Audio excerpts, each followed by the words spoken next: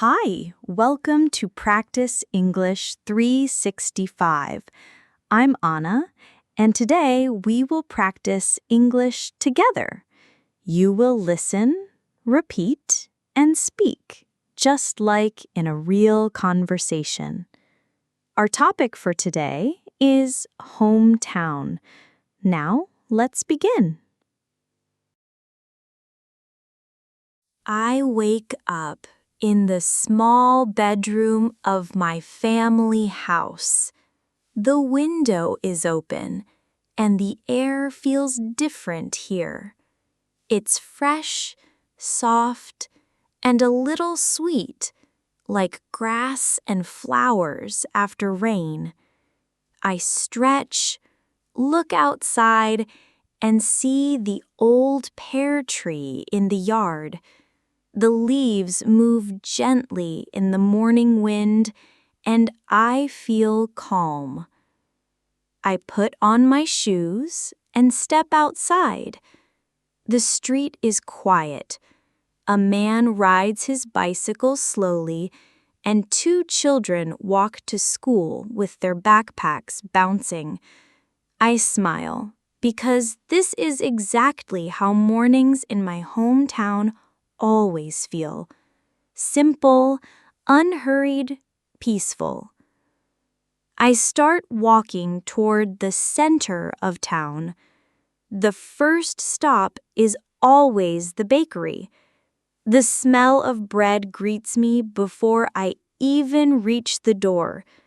Inside, Mr. Harris is already busy, but when he sees me, his face lights up.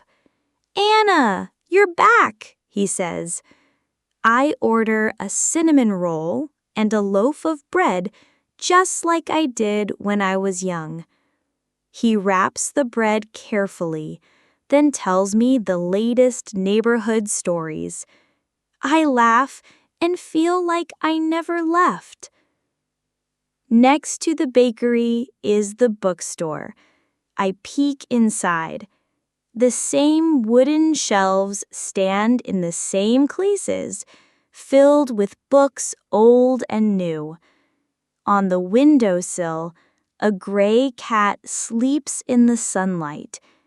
As a child, I spent many afternoons here, reading fairy tales and adventure stories.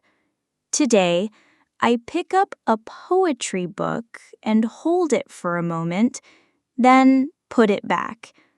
I know the poems are waiting for me whenever I want them. From there, I walk toward the park. The park isn't big, but it holds many memories.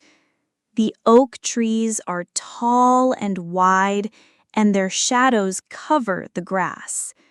Children play on the swings, and the squeak of the chains is the same sound from my childhood.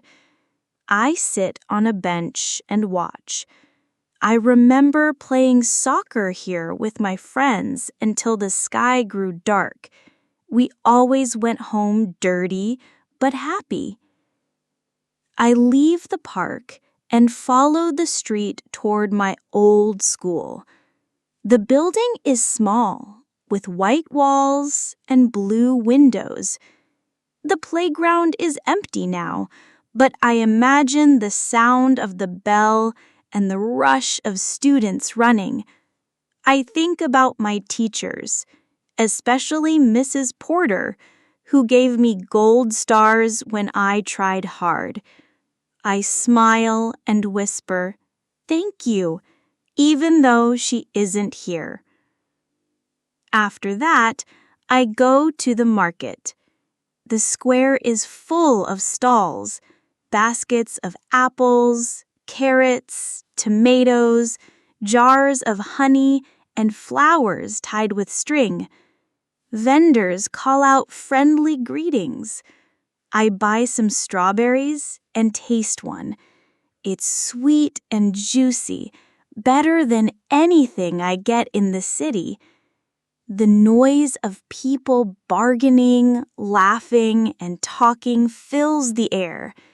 The market feels alive. On the way back, I pass by old houses I still recognize. The yellow one where Emily lived, the brick house with the blue fence, the white house that used to be a doctor's office. My feet remember these streets even if I don't look down. Finally, I reach my family home. The red roof looks warm in the sun. The gate squeaks when I push it open. My mother opens the door before I knock. She hugs me and says, "You're home." Her smile feels like light. Inside, the kitchen smells like cookies. I take one, just like always, and feel the taste of my childhood. The first half of my day in my hometown feels like a journey into memory. Everywhere I go, I see not only the present, but also the past. The bakery, the park, the school, the market, the houses, and my own home. They all hold pieces of who I am. The afternoon in my hometown always feels slower than anywhere else. After lunch at home with my parents, I decide to go out again. The streets are warmer now, and the sun shines strongly on the red roofs. I walk toward the river path where families like to take walks on weekends. The path is quiet except for the sound of birds and the soft splash of water. I stop on the bridge and watch the current move slowly. A group of children run past me, chasing each other with laughter. I smile, remembering when I used to do the same. From the bridge, I turn toward the old cafe at the corner. Inside, I see familiar faces. The owner still remembers me. She says, "Anna, the usual tea?" I nod, and soon I'm sitting by the window with a cup of tea and a slice of cake. The cat from the bookstore wanders in, curls up in the corner, and falls asleep. The cafe feels exactly as it did years ago. After tea, I meet Emily, my childhood friend. We walk together through the town, pointing at places that hold our memories. "Do you remember this street?" she asks. "We used to ride our bikes here until dark." I laugh and say, "And we fell almost every time." We both laugh again, like we are still those children. We stop at the school field.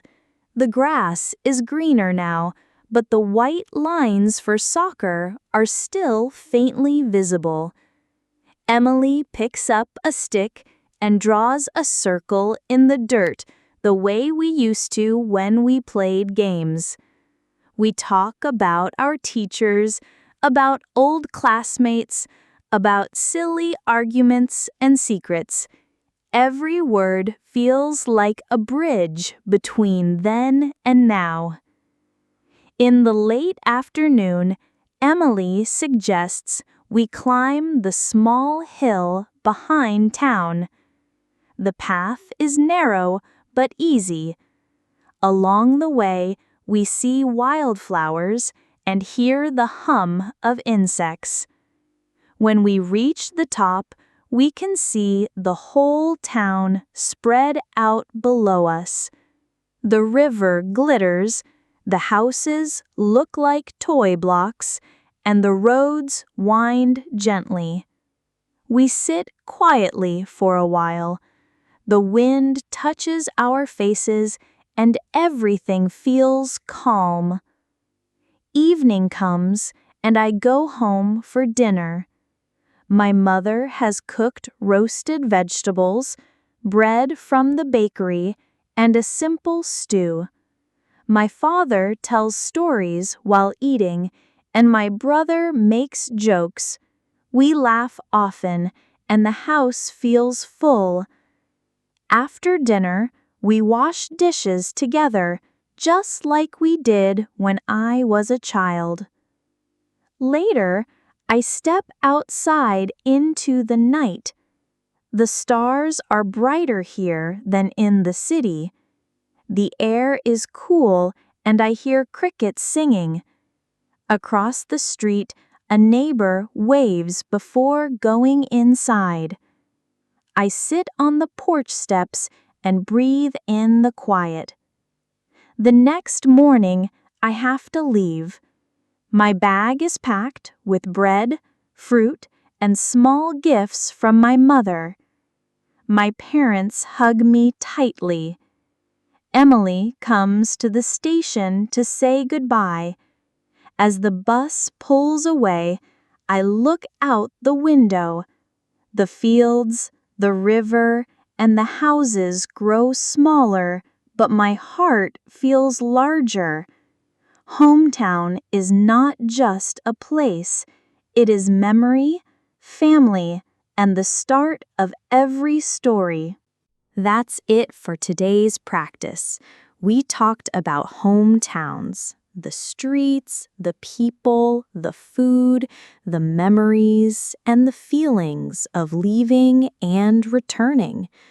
By shadowing this story, you practiced natural English rhythm and learned words to describe your own hometown. If you found this practice helpful, type yes in the comments. And don't forget to like, share, and subscribe. We'll be here tomorrow with another story, right here on Practice English 365.